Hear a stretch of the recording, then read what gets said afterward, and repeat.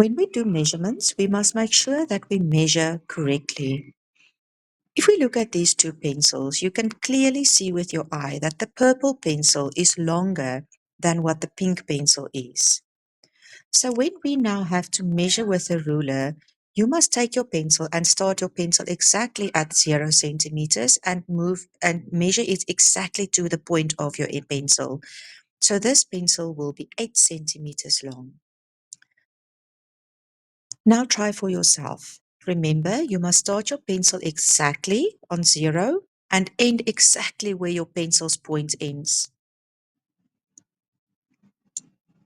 Yes, this is 7 centimeters long. Well done. These lines in between the numbers mean centimeter, millimeter measurements. Each one line equals 1 millimeter. If you count these lines in between, you will count that counts up to 10.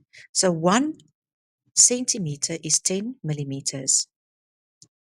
These lines in between the numbers indicates half of a centimeter. So this measurement exactly will be 1.5 centimeter or 15 millimeters. Good luck measuring!